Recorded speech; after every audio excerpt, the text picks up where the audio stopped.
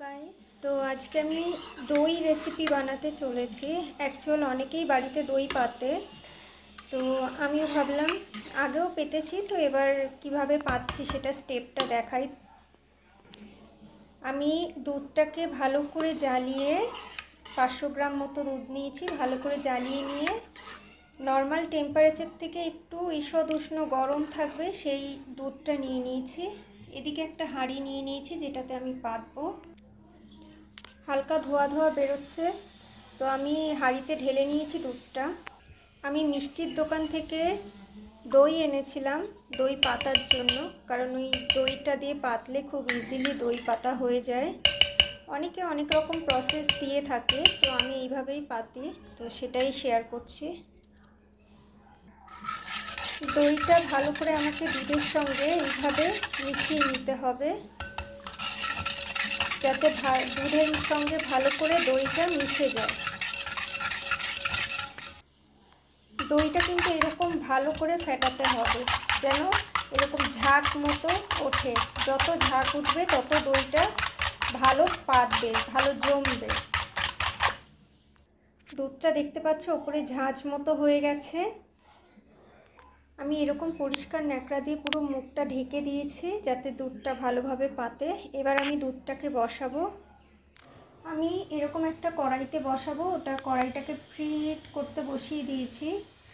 আমি এরকম একটা জিনিস কড়াইয়ের উপর পেতে দিয়েছি যাতে ডাইরেক্ট হিটটা না লাগে। আমি হাঁড়িটা কিন্তু বসিয়ে দিয়েছি। এবার এটাকে ঢেকে রাখতে হবে মোটামুটি 3-4 ঘন্টা। গরমটা ভালো থাকলে তাড়াতাড়ি পাতে। তো দুধটা দই যেই পাতা হয়ে যাবে আমি দেখাচ্ছি। আমি পুরো কড়াইটা ঢেকে দিয়েছি। এবার এটাকে আর নাড়াচাড়া করা যাবে না। আমি যে হাঁড়িতে দইটা পেতেছিলাম আগে স্টেপে দেখিয়েছি, দইটা কেমন হয়েছে এবার দেখাচ্ছি। দইটা আমার রেডি, দেখতেই পাচ্ছ একদমই থকথকে হয়েছে দইটা। তো আমি কেটে দেখাচ্ছি। আমি চামচ দিয়ে দইটাকে কাটছি।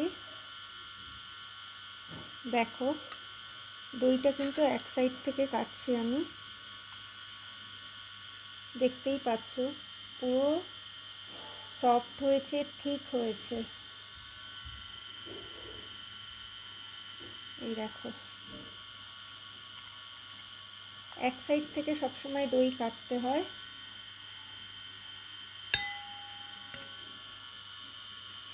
তো তোমরাও ঝটপট বাড়িতে এরকম সুন্দর দই বানিয়ে নাও, যেটা খাওয়ার জন্য খুব ভালো আর ভীষণই হেলদি।